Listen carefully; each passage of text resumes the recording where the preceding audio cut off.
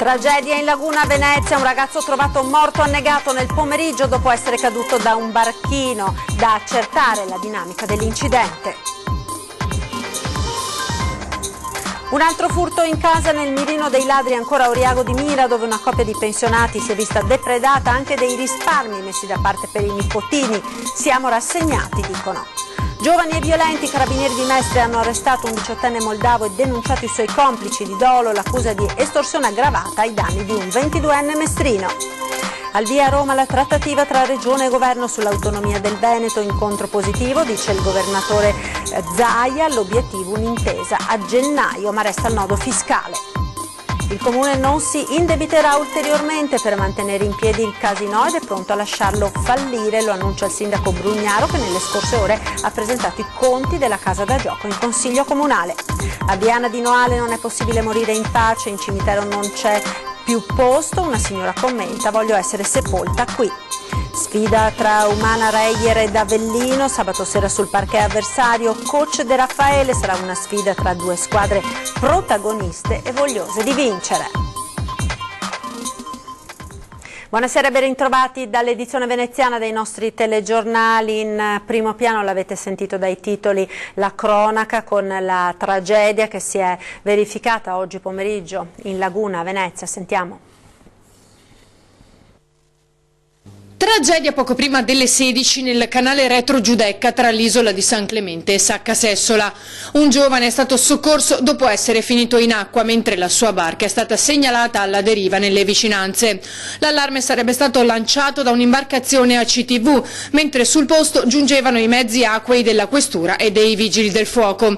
I sanitari del 118 però non hanno potuto far altro che constatare il decesso del ragazzo.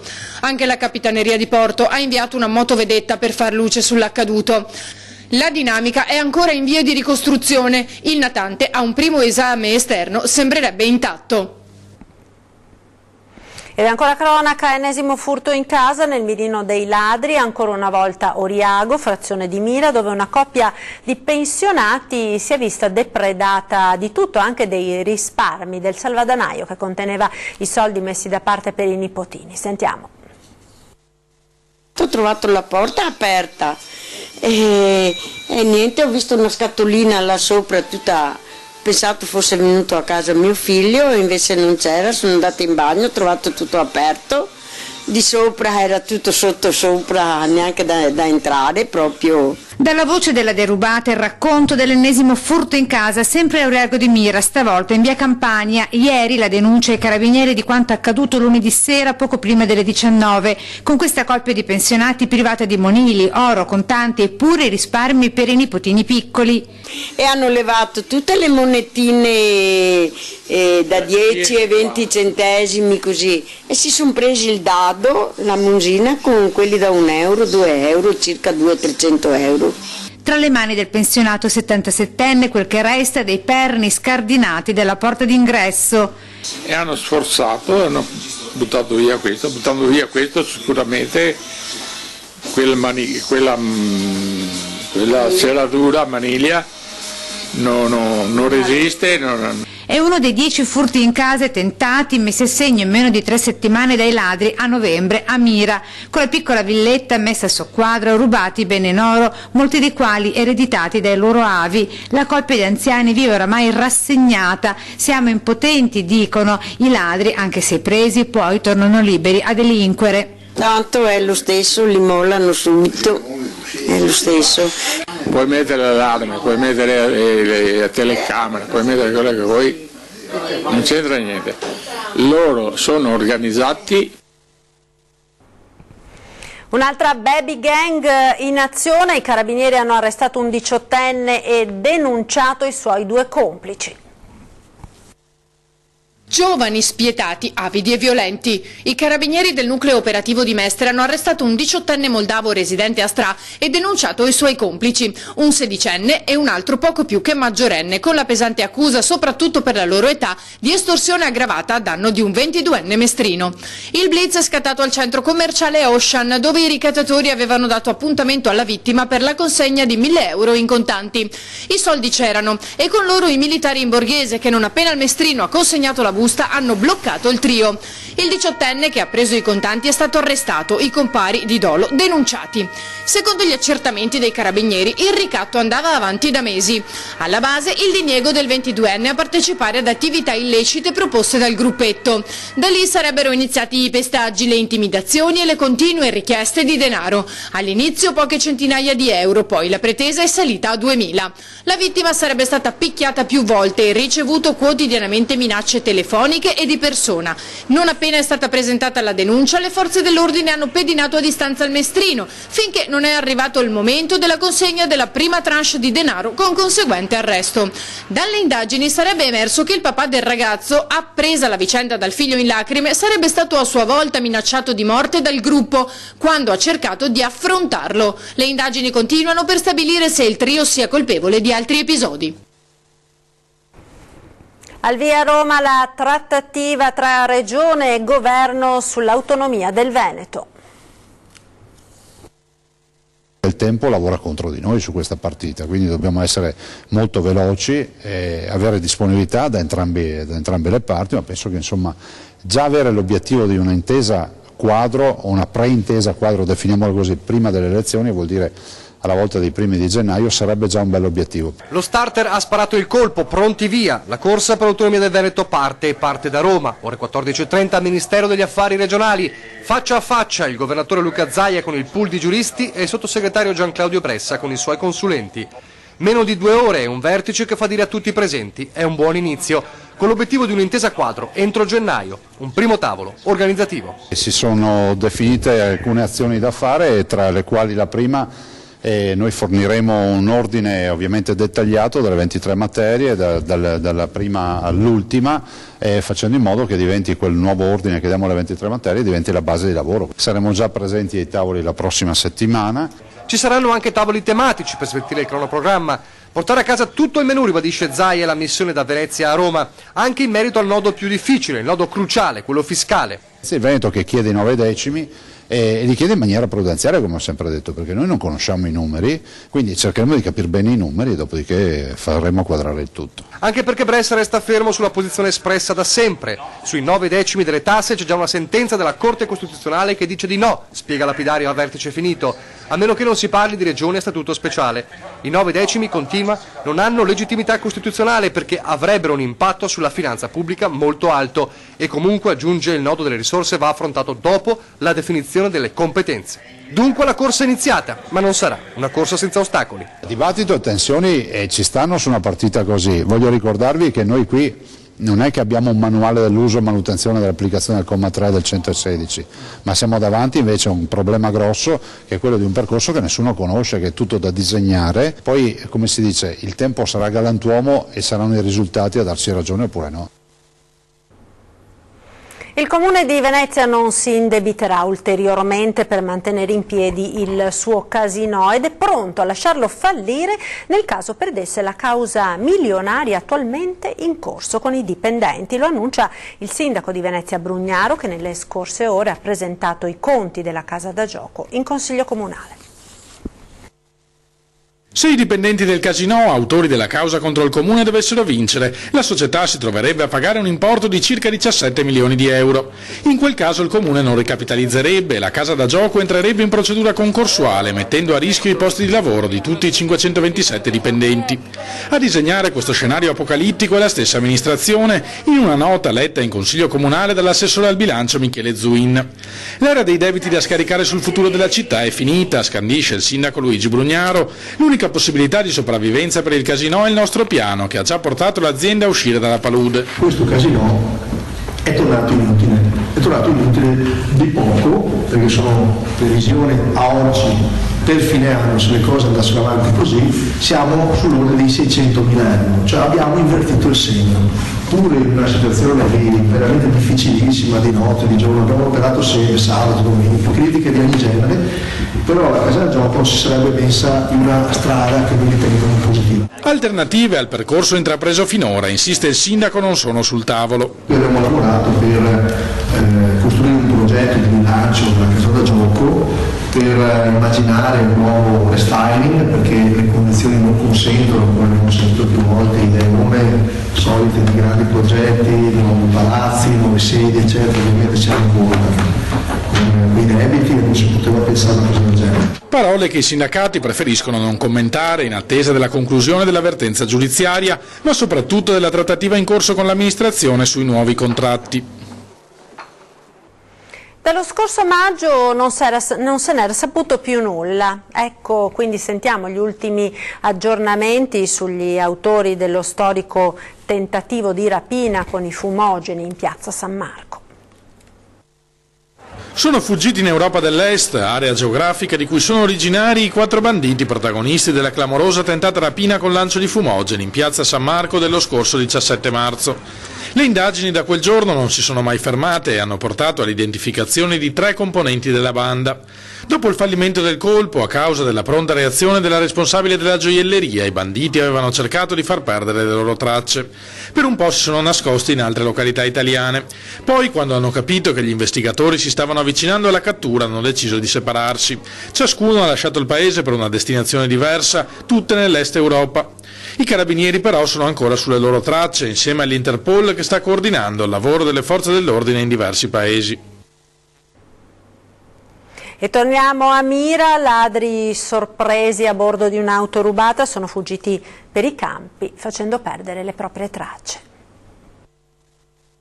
Hanno visto i carabinieri e sono fuggiti abbandonando l'auto che avevano rubato a Mira poco dopo le 2 della notte. Una pattuglia in servizio nell'ambito dei controlli di prevenzione del rischio furti in abitazione si è imbattuta nel mezzo fermo all'autostrada con alcune persone a bordo. Si sono avvicinati, ma a quel punto i 3 individui all'interno hanno iniziato a correre per i campi facendo perdere le proprie tracce nell'oscurità. Da un controllo della targa i militari hanno appurato che l'auto era stata rubata il 28 novembre in provincia di Brescia. A bordo c'era anche della refurtiva, soprattutto rotoli di monete rubati in un negozio di giocattoli di Ferrara il giorno precedente. Nessuna traccia invece di arnesi da scasso o armi.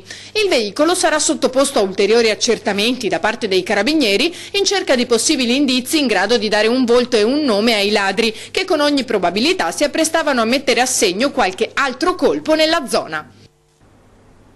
Ed ora andiamo a Jesolo con la protesta dei commercianti di Piazza Aurora. L'amministrazione comunale di Icono ci ha penalizzati ed esclusi dal villaggio del Natale. Sentiamo.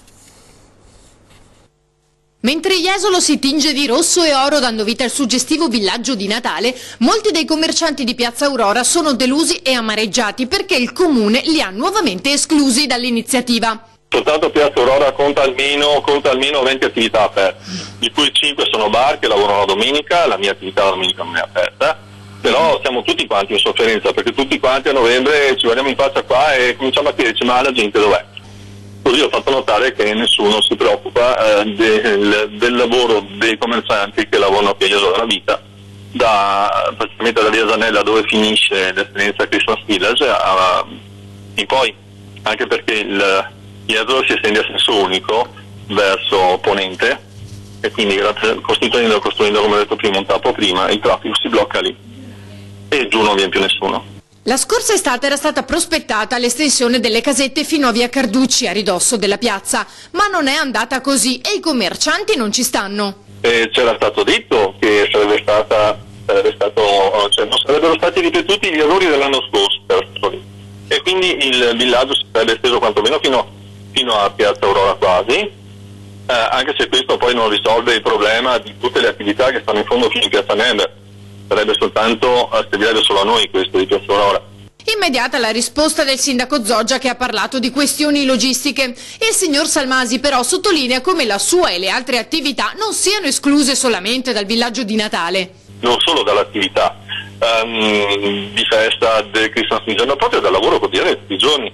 Infatti si mescolano i due discorsi a volte creando un po' di confusione, perché un conto è lamentarsi perché si è esclusi dal Christmas Village e tutto Jesolo, giustamente come ha detto il sindaco, vorrebbe essere compreso in questa manifestazione, ma non è possibile.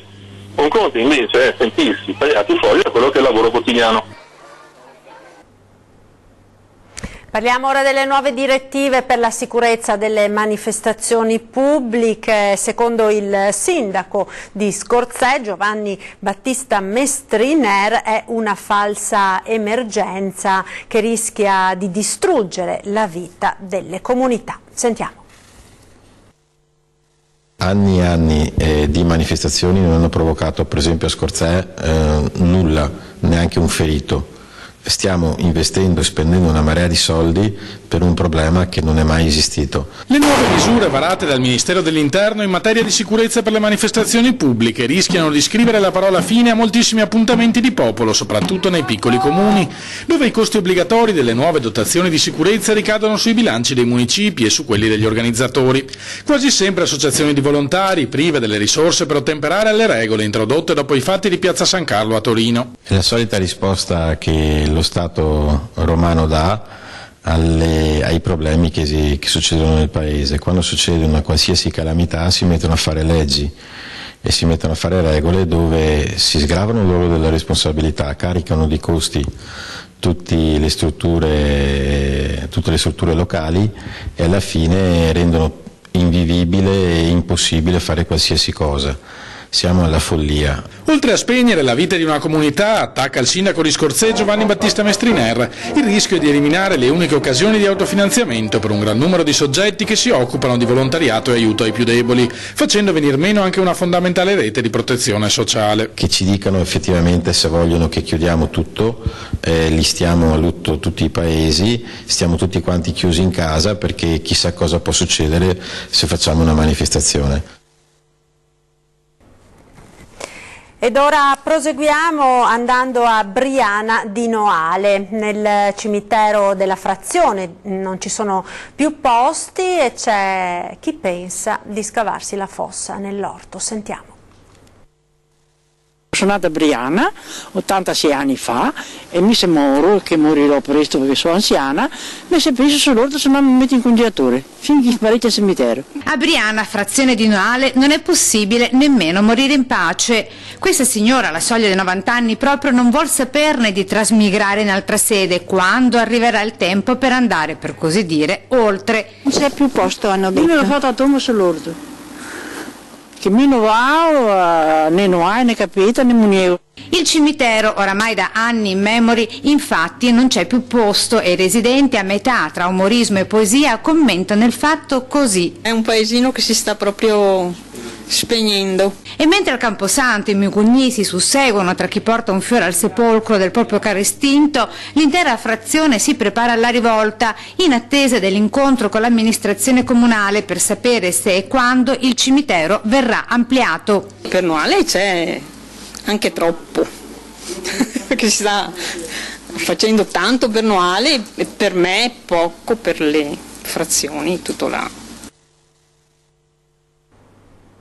Ed ora la pubblicità, linea alla regia.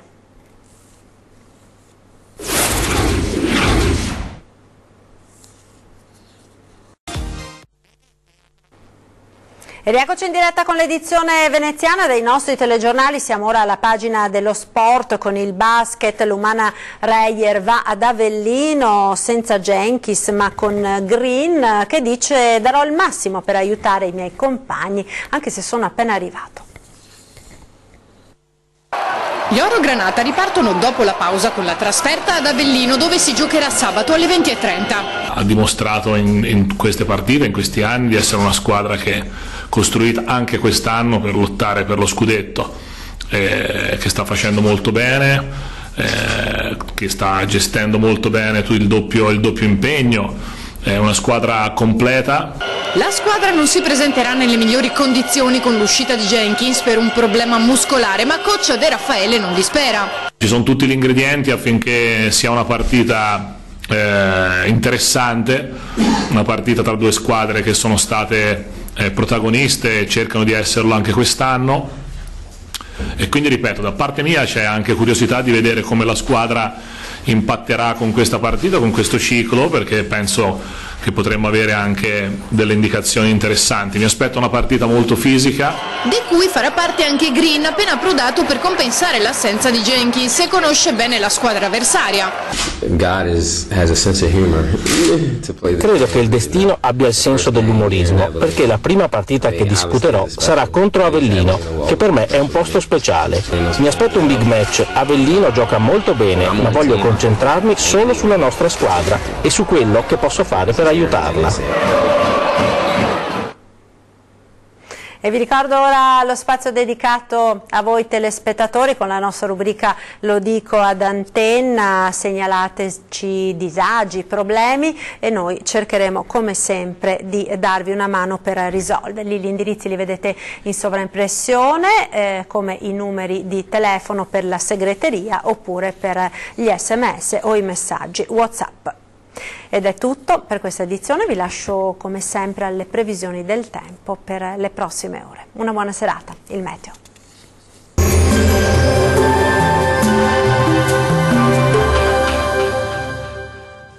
Sarà un bel sabato di sole sulle nostre regioni, vediamo il dettaglio. Sul Veneto la pressione è in aumento sulla nostra regione, una maggiore nuvolosità interesserà il Veronese, altrove il cielo si presenterà poco o parzialmente nuvoloso.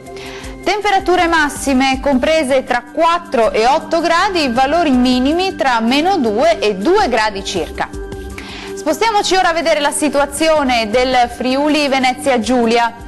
Bellissima giornata di sole anche qui, con cielo sereno o al massimo poco nuvoloso su tutto il territorio regionale.